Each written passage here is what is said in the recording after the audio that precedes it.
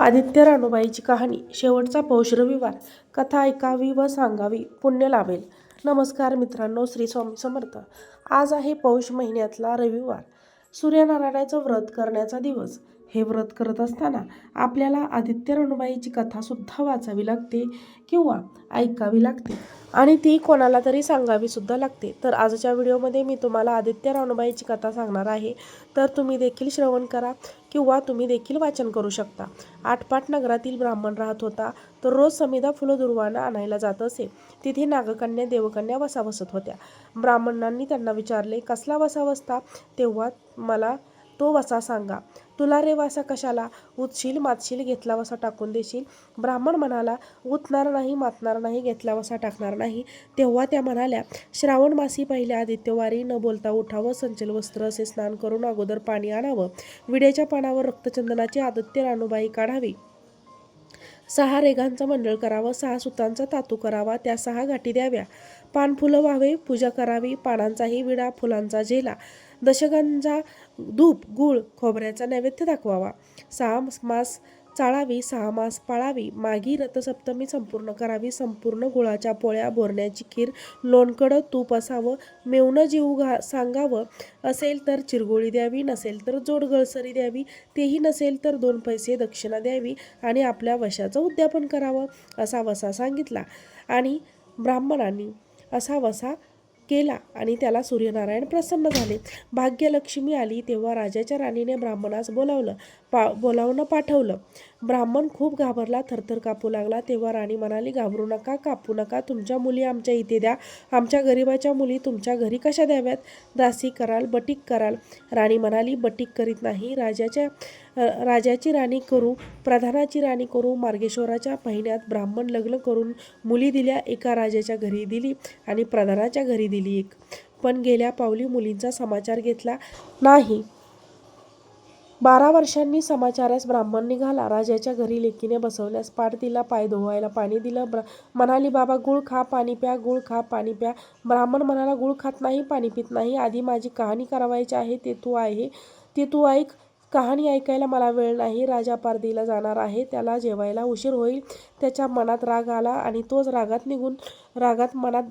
मनात धरून निघून गेला आणि प्रधानाच्या घरी आला. वडिलांना पाहताच लेकीने बसवायला पाट दिला आणि पाय धुवायला पाणी देऊन गुळ पाणी दिलं. गुळ खात नाही, पाणी पित नाही, माझी कामे करायची आहे, तर तू अगोदर आहे, तुमची कहाणी नको ऐकू दे. तर कोणाची ऐकू? ती घरात गेली, उतरंडीची 6 मोती आणली, 3 आपण घेतली, 3 वडिलांच्या हातात दिली. वडिलांनी सांगितलेली कामे तिने मन लावून कहाणी ऐकली, एकाग्रतेने ऐकली आणि नंतर घेऊन ती खाऊन वडील आपल्या घरी आले. बायकोने मुलीचा समाचार विचारला. जिने कहाणी ऐकली नाही ती गरीब आणि दुःखी कष्ट झाली आणि जिने कहाणी ऐकली ती मात्र मोठ्या सुखात आहे. तिने आपल्या मुलाला श्रीमंत मावशीकडून काही दिलं तर घेऊन येण्यास सांगितले. पहिल्या आदित्यवारी पहिला मुलगा उठला, तळ्याच्या पाळी जाऊन उभा राहिला. पण ते प्रधानाच्या दासी होत्या. प्रधानाच्या राणीला जाऊन सांगा की तुमच्या बहिणीचा मुलगा हा आला आहे.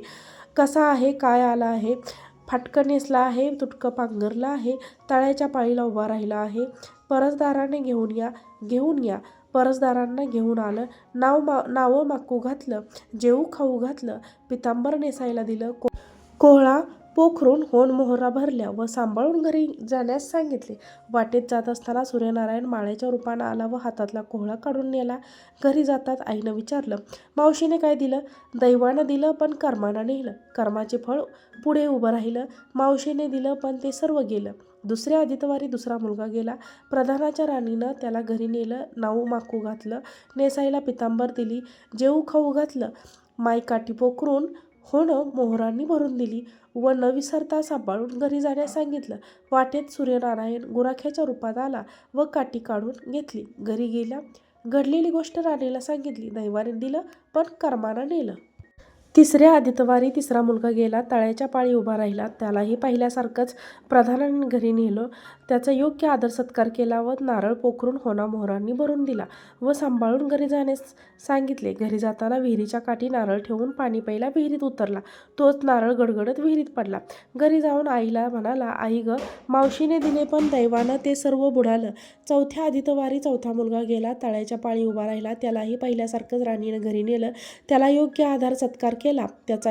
त्याला दह्याच्या शिदोरी होना मोहरा घालून बरोबर दिली. सूर्यनारायण घारीच्या रूपाने आला व शिदोरी घेऊन गेला. घरी येऊन आईला सांगितलं, आई, मावशीनं दिलं पण दैवानं ते सर्व नेलं. पाचव्या आदित्यवारी आपण उठली. तळ्याच्या काठी उभी राहिली. दासीनं तिचा निरोप तिच्या बहिणीला सांगितला. बहिणींनं तिलाही परस्परांना घरी नेलं. नाऊ माकू घातलं. साडी चोळी नेसायला दिली. प्रधानाची राणी आदित्यवारी कहाणी ऐकू लागली. कसा वसा करतेस ते मला सांग. बहीण म्हणाली, वडिलांची कहाणी ऐकली नाहीस म्हणून तुला दारिद्र्य आलं. राजाच्या राणीचा यावर उपाय विचारला. तेव्हा तिने वसा सांगितला की बहिणीच्या घरी राहिली. श्रावणात सांगितल्याप्रमाणे सूर्यनारायणाची पूजा केली. इकडे राजाला भाग्य आलं. राजाने छत्र चामर देऊन बोलावून केलं. राजा घरी येत असतो. घरी यायला निघाली. एकमेकींना बहिणी बहिणी आहेत.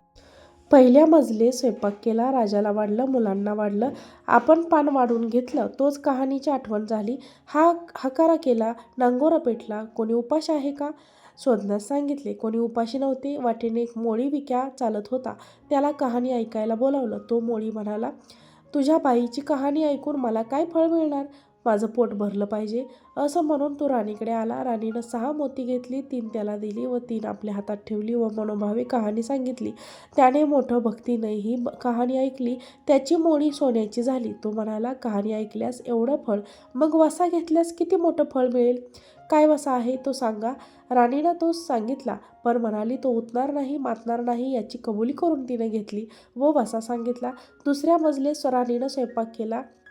मुलांना राजाला वाढलं. आपण पान वाढवून घेतलं.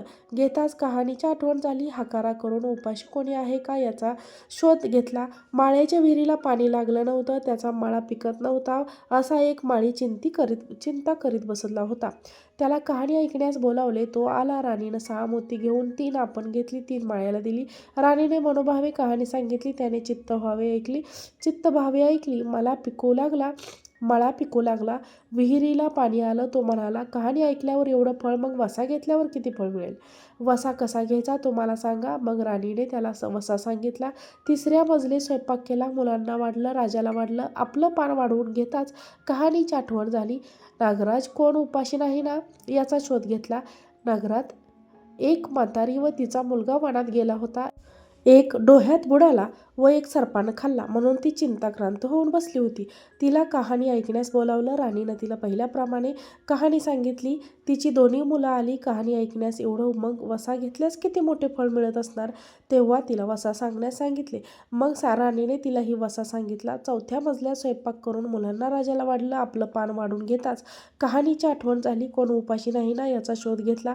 कानाडोळा पावसाचा गोळा, हात नाहीत पाय नाहीत असा एक मनुष्य रस्त्यावर होता. त्याच्या अंगावर तांब्याने पाणी ओतलं. पालता होता. तो उताना केला. 6 मोती होती. 3 मोती त्याच्या बेंबीवर ठेवली. 3 मोती आपण घेतली. राणीने सांगितलेली कहाणी त्याने ऐकली. त्याला हातपाय आले. देह दिव्य झाला. राणी वसा विचारताच राणीने त्याला वसा सांगितला. 5व्या मुक्कामास घरी स्वयंपाक केला. सूर्यनारायण जेवायला आले. 7ही दरवाजे उघडले. लोह घंगाळं पाणी तापवलं. पक्वानांचे जेवण केलं. सूर्यनारायण जेवायला आले. 7ही दरवाजे उघडले. सूर्यनारायण भोजनास बसले. त्यांना पहिल्या घासाला केस लागला. 13 घावले. राजाच्या राणीला 12 वर्ष दारिद्र्य आलं. तिला आदित्यवारी वळचणीखाली बसून केस विंचारले. काळे चव्हाण डोळीचा केस, वळचणीची काळी डाव्या खांद्यावरून टाकून दे. राजाच्या राणीला सूर्यनारायणाचा कोप झाला. तसा कोणाला होऊ नये. ब्राह्मणाला मोळी विकायला, राजा राणीला मळ्याला, म्हातारीला कानाडोळा, पावसाचा गोळा, सर्वांना सूर्यनारायणाचा जसा प्रसन्न झाला तसा आम्हा होऊ दे. ही 6 उत्तराची कहाणी 5 उत्तरी सुफळ संपूर्ण. मित्रांनो आणि मैत्रिणींनो, तुम्हाला जरी कहाणी शेवटपर्यंत मनापासून तुम्ही ऐकली असेल आणि तुम्हाला ही नक्कीच आवडली असेल आणि याचं फळ तुम्हाला नक्कीच मिळेल. आजचा व्हिडिओ पाहिल्याबद्दल खूप खूप धन्यवाद. हा व्हिडिओ शेअर करा, लाईक करा, सबस्क्राईब करा.